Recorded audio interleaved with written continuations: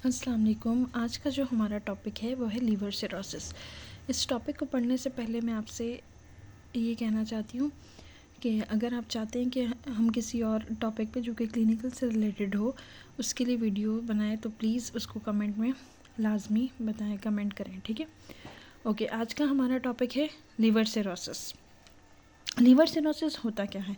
सबसे पहले तो हम ये देखेंगे कि हमारे पास ये जो कंडीशन है, ये हमारा जो है ये नॉर्मल लीवर है। ये क्या है? नॉर्मल लीवर है, जो कि बिल्कुल नॉर्मल अपना जो भी फंक्शन है वो इजीली परफॉर्म कर रहा है, ये नॉर्मल लीवर। अब ये वाला ये जो हमारे पास पिक्चर है ये क्या है? लीवर सिरोसिस की पिक्चर है। इसमें जो है हमें दिख रहा है कि इसमें पोर्टल वेन्स मौजूद हैं, सेंट्रल वेन है, ब्लड वेसल्स हैं जो कि इसको ब्लड सप्लाई करती है, और जो है इसमें सेप्टम्स ट्रांसफर्स मौजूद है जो कि इनको डिवाइड किया हुआ है। अब क्या होता है कि जैसे ही लीवर सिरोसिस की कंडीशन होती है तो लीवर सिरोसिस की कंडीशन में ये होता है कि जो हमारा ये जो हमारी नॉर्मल लीवर होता है ना, इसमें स्मॉल सेगमेंट्स जो हमारे पास मौजूद हैं, ये स्मॉल सेगमेंट्स जो है ये नोड्यूल्स में कन्वर्ट हो जाते हैं। ये छोटे छोटे नोड्यूल्स बनते हैं और ये नोड्यूल्स जो है वो फर्दर इस सेप्टा बनाते हैं। वो सेप्टा जो है वो डिफरेंट फॉर्म के होते हैं, कोई इस तरह के सेप्टा बन जाते हैं। अब ये जो सेप्टा बनते हैं तो वो उसको कन्वर्ट कर देते हैं रीजनरेटेड नोड्यूल में। तो इस तरह लीवर सिरोसिस की कंडीशन या डेफिनेशन हम ये पढ़ते हैं कि डिफाइंड ट्रांसफॉर्मेशन ऑफ लीवर, यानी कि हमारा जो पहले स्ट्रक्चर था वो लीवर का वो बिल्कुल नॉर्मल स्ट्रक्चर था। अब क्या हुआ? उसमें ट्रांसफॉर्मेशन आ गई, यानी चेंजेस आ गई। जब चेंजेस आएंगी तो वो हमें दिखाई दे रही हैं बिल्कुल, तो वो डिफाइंड ट्रांसफॉर्मेशन है लीवर की। और वो किस में कन्वर्ट हो गई है? रीजनरेटेड पैरेनकाइमल नोड्यूल, यानी स्मॉल नोड्यूल्स थे और उन नोड्यूल्स के सराउंड में हमारे पास फिब्रस बैंड्स बन गए हैं, सराउंडेड बाय फिब्रस बैंड। ये एक डेफिनेशन है। और दूसरी डेफिनेशन ये है कि ये लीवर डिजीज़ का एंड स्टेज है, जिसमें हमारे जो लीवर सेल्स होते हैं वो उसमें स्कार्स की फॉर्मेशन और फिब्रस फॉर्म हो जाता है, जो कि क्या कहलाता है? लीवर सिरोसिस, ठीक है। अब लीवर सिरोसिस की हम पढ़ते हैं इथियोपैथोजेनेसिस। अच्छा, इथियोपैथोजेनेसिस का मतलब होता है क्या? इथियोपैथोजेनेसिस मीन्स होता है कॉज, ठीक है। अब कॉज की बात करते हैं तो सबसे पहले हमारे पास जो होता है वो अल्कोहल कंजम्पशन, क्योंकि अल्कोहल जो लोग ज़्यादा कंज्यूम करते हैं वो इफ़ेक्ट डालता है लीवर के ऊपर, ठीक है। अब जो सेकंड है वो वायरल अटैक। अब वायरल अटैक जो होता है वो hepatitis A, B, D, E इन सब से होता है, लेकिन जो क्रोनिक कंडीशन होती है जो कि रिवर्ट बैक नहीं होती वो B और C है। और वो कंडीशन जो हमारी एक्यूट है जो कि A और D और E ये रिवर्ट बैक हो जाती हैं, ठीक है। फिर हमारे पास कुछ अदर फैक्टर्स इन्वॉल्व हैं जिसमें डिफरेंट टाइप की डिजीज़ हैं। फिर फैटी लीवर जिसमें ओबेसिटी और डायबिटिक्स वगैरह भी इंक्लूड है। इसके बाद हमारे पास आ जाती है मेडिकेशन से भी लीवर सिरोसिस कॉज हो सकता है। कौन कौन सी मेडिकेशन है? जैसे कि हमारे पास मीथोट्रेक्सेट, रेटिनॉल, एसिटोमिनोफेन, आइसोनियाजिड, अमायोडेरोन, ये सारी मेडिकेशन वो हैं जो कि लीवर सिरोसिस कॉज कर सकती हैं। यानी लीवर सिरोसिस क्या?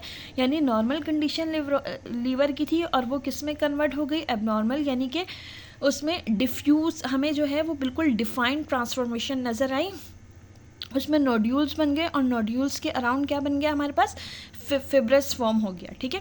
अब इसकी क्लासिफिकेशन, यानी लीवर सिरोसिस हमारे पास कितनी टाइप्स का हो सकता है? अल्कोहलिक हो सकता है, पोस्ट नेक्रोटिक, बाइलरी, और जो है वो कार्डिक फिब्रोसिस भी हो सकता है, कार्डिक लीवर सिरोसिस हो सकता है। अब अल्कोहलिक लीवर सिरोसिस जो है इसमें माइक्रोनोड्यूल्स होती, माइक्रोनोड्यूल, और इसको क्या कहते हैं? पोर्टल सिरोसिस कहते हैं। अब माइक्रोनोड्यूलर क्यों कहते हैं? क्योंकि इसमें नोड्यूल्स जो फॉर्म होती हैं वो बहुत ज़्यादा स्मॉल होती हैं, इसीलिए इन्हें हम क्या कहते हैं? Micro nodule. और इसमें भी जो है ये मेंस में जो है वो बहुत ज़्यादा कॉमन है, और जो इसके अंदर फाइब्रस बनते हैं वो जो अब ऐसे हम क्या कहते हैं? पोर्टल सिरोसिस भी कहते हैं। तो पोर्टल सिरोसिस इसलिए कहते हैं क्योंकि जो उसमें फिब्रोसिस, क्योंकि इसका लीवर सिरोसिस का मकसद ही क्या है कि सबसे पहले हमारे पास क्या बने? नोड्यूल्स जो बनेंगी वो किस में कन्वर्ट हो जाएंगी? फर्दर उसके अराउंड पे हमारे पास क्या बन जाएगा? फिब्रस फॉर्म हो जाएगा। तो फिब्रोसिस होगी। तो ये कहते हैं कि फिब्रोसिस जो हमारी सेंट्रल और पोर्टल वेन है ना, उसके अराउंड जो है वो फिब्रोसिस फॉर्म होगा। इसीलिए हम इसे क्या करते हैं? पोर्टल सिरोसिस, अल्कोहलिक सिरोसिस, इसलिए क्योंकि ये अल्कोहल से कॉज होती है। अब इसके बाद हमारे पास नेक्स्ट पार्ट है जो कि है post necrotic cirrhosis. Post necrotic cirrhosis में क्या होता है, इसे हम कहते हैं मैक्रोनोड्यूलर सिरोसिस, टॉक्सिन इंड्यूस सिरोसिस। मैक्रोनोड्यूलर इसलिए कहते हैं क्योंकि इसमें नोड्यूल्स जो है वो मैक्रो फॉर्म में है, और ये बहुत ज़्यादा वुमेन में भी कॉमन है और पूरी वर्ल्ड वाइड यानी दुनिया में भी। और इसे टॉक्सिन इंड्यूस सिरोसिस इसलिए कहते हैं क्योंकि ये वायरल इन्फेक्शन की वजह से होता है, हेपेटाइटिस बी, सी, और दूसरा ये इसलिए क्योंकि इसमें हमारे पास कुछ इंडस्ट्रियल जो है वो केमिकल्स शामिल हैं, इस वजह से हम इसे क्या कहते हैं, टॉक्सिन इंड्यूस सिरोसिस। फिर हमारे पास है थर्ड इसकी क्लास जो कि कहलाती है बाइलरी सिरोसिस। बाइलरी सिरोसिस में स्कार की फॉर्मेशन होती है, कहाँ होती है, बाइलरी है, तो बाइलरी का मतलब क्या होगा, बाइल डक्ट्स के सराउंड में, और जो लूब्स होती हैं लीवर के उनके सराउंड में स्कार फॉर्मेशन हो जाती है, तो इसे हम क्या कहते हैं, बाइलरी सिरोसिस। फिर कार्डियोजेनिक सिरोसिस है। कार्डियोजेनिक सिरोसिस जो है ये बहुत ज़्यादा क्या है, रेयर है।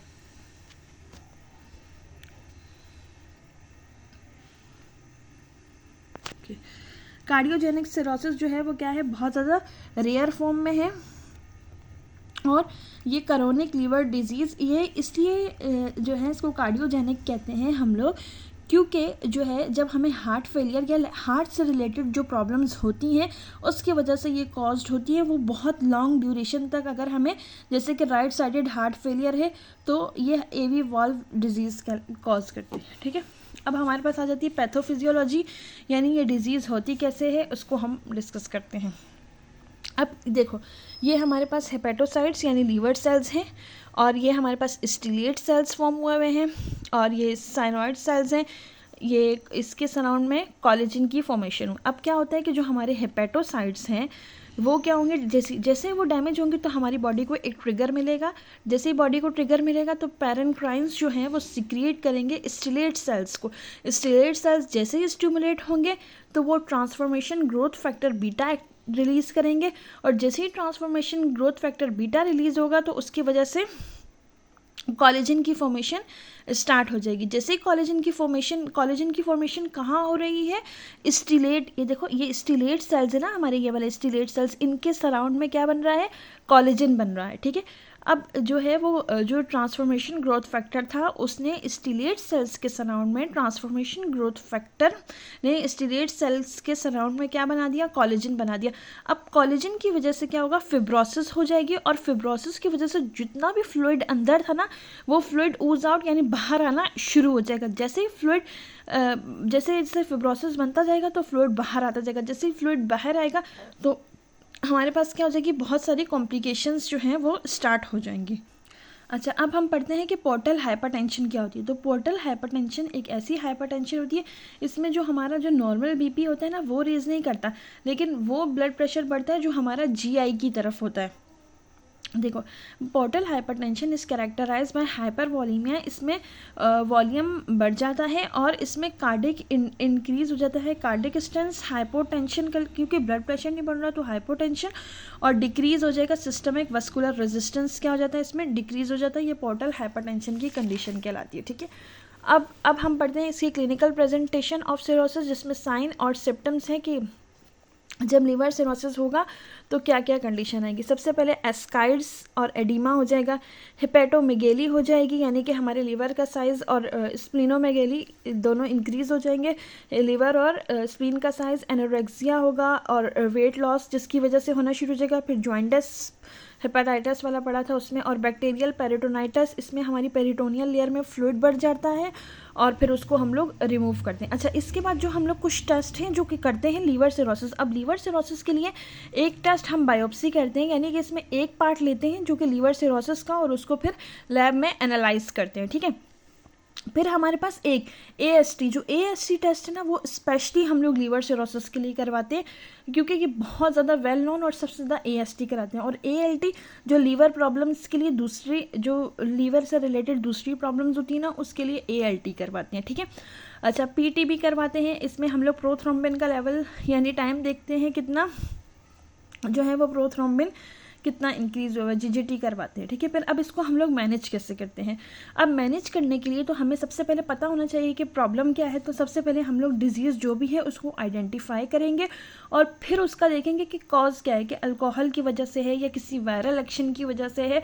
तो फिर अब ब्लीडिंग हो रही है तो फिर एंटीकोगुलेंट और थ्रोम्बोलाइटिक एजेंट देंगे और देखेंगे कि अगर कोई डाइटरी रेस्ट्रिक्शन देंगे, यानी डाइट से भी इम्प्रूव करने की कोशिश करेंगे और सर्जिकल प्रोसीजर करेंगे या फ्लूइड रिमूव करेंगे या फिर सर्जरी, मेजर सर्जरी करनी हो, वह सब। अब पोर्टल हाइपरटेंशन अगर है तो अब क्या करेंगे। अब हमें पता लगा कि भाई ये पोर्टल हाइपरटेंशन के साथ हो रहा है, तो फिर हम लोग सबसे पहले स्क्रीन यानी देखेंगे और फिर उसको डायग्नोस करेंगे।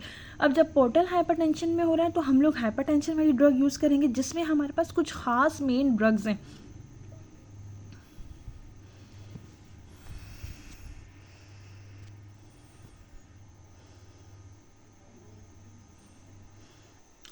ओके अब इसमें हमारे पास क्या है, कोई खास और स्पेसिफिक ड्रग्स हो जाएंगी, जैसे कि non selective beta adrenergic blocker जिसमें प्रोपानॉल और नोडोलॉल शामिल है।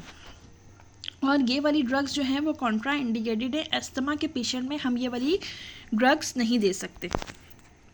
अस्थमा के और इंसुलिन डिपेंडेंट यानी डायबिटिक्स वाले पेशेंट में हम ये ड्रग्स नहीं देंगे, कोई अल्टरनेट ट्रीटमेंट यूज़ करेंगे। फिर हमारे पास आ जाता है एक्यूट विसरल हेमरेज। अब इस वाली कंडीशन में क्या होता है, इसमें ना ब्लीडिंग भी हो रही होती है और कोगुलेशन भी, दोनों कंडीशन साथ होती है कोगुलोपैथी। अब इसमें ब्लीडिंग को कंट्रोल करना है तो ताकि जो ना ब्लीडिंग दोबारा ना हो, इसके लिए हम लोगों को इतना करना है कि हमारा जो हीमोग्लोबिन का लेवल है ना, ऐसा ना हो कि हीमोग्लोबिन का लेवल जो है वो 8 ग्राम पर डेसीलीटर से नीचे चला जाए। 8 से ऊपर ही होना चाहिए, 9 तक ही होना चाहिए, वरना क्या होगा कि हमें ब्लड को ट्रांसफ्यूज़ करवाना पड़ेगा। इसमें जो बहुत ज़्यादा इफ़ेक्टिव ड्रग है ना, वो कौन सी है, वो जो ड्रग जो बहुत ज़्यादा इफेक्टिव है वो क्या है, ऑक्ट्रियोटाइड वाली ड्रग है जो यूज़ करते हैं। और इसके अलावा वैज़ोप्रेसिन भी दे सकते हैं, या आप वो अलोन दे दो या फिर नाइट्रोग्लिसरीन के साथ दे दो। अच्छा ये जो स्कीमिया में रिकमेंडेड नहीं है, ठीक है। एंटीप्लेटलेट्स में सिर्फ और सिर्फ हेपेरिन दे सकती है और एंटीबायोटिक में सिप्रोफ्लॉक्सासिन और उसके साथ नॉरफ्लॉक्सासिन जो है वो रिकमेंडेड है। इसके बाद हमारे पास आ जाते हैं एस्काइड्स। एस्काइड्स में डायूरेटिक्स की पहली चॉइस जो है वो फ्यूरोसमाइड है, यानी फर्स्ट चॉइस में आप फ्यूरोसमाइड दोगे और जो है वो सेकंड में स्पायरोलैक्टोन। और फ्लूइड को लॉस की मैनेजमेंट करेंगे या फिर लीवर ट्रांसप्लांट इसमें हमें सडनली करना होगा। स्पॉन्टेनियस बैक्टीरियल पेरिटोनाइटिस यानी इसमें फ्लूइड बढ़ जाता है तो एंटीबायोटिक की थेरेपी देंगे या फिर क्या करेंगे, जो है वो फ्लूइड रिमूव कर देंगे। जैसे कि इसमें आ जाता है सीफोटॉक्साइम और ऑफ्लॉक्सासिन और नॉरफ्लॉक्सासिन शामिल है। लास्ट हेपेटिक इंसेफेलोपैथी है। हेपेटिक इंसेफेलोपैथी में हमारा जो भी कॉज है उसको आइडेंटिफाई करेंगे और फिर रिडक्शन जो अमोनिया हमारी बॉडी में है ना, उसको कोशिश करेंगे कि अमोनिया बॉडी में कम हो। एक तो हम कैसे कर सकते हैं ब्लड में, या तो हम कोई ड्रग देंगे उसके थ्रू कम करेंगे, या तो फिर हम डाइट के थ्रू। अब ये क्या करते हैं कि हम लैक्टुलोज एज अ लैक्सेटिव देते हैं जो नाइट्रोजन कंपाउंड को बॉडी से रिमूव कर देता है, ठीक है। और गाबा की सिंथेसिस जो है वो फ्लूमाजिनाइल से भी वो हो जाती है, रिवर्ट बैक हो जाती है। इसके बाद हमारे पास आ जाता है लीवर ट्रांसप्लांटेशन। तो ये है कि आखिरी हल ये है जब हमें मैनेज करते, अब जितना भी जो भी हमने पूरे जो भी मैनेजमेंट के लिए जो हमने ड्रग्स एंटीबायोटिक दिए, थायोरेटिक्स दिए, जितनी भी हमने ड्रग्स दी एंटीप्लेटलेट, वो सब की सारी ड्रग्स सिर्फ और सिर्फ इन सब का एक मकसद हमारा ये था कि हम लोग जो है ना इस तरह मतलब लीवर को सर्जरी के लिए तैयार कर सके। क्योंकि अगर ब्लीडिंग हो रही होगी या फिर फ्लूइड बना हुआ होगा तो क्या हम लोग सर्जरी कर सकते, नहीं कर सकते ना।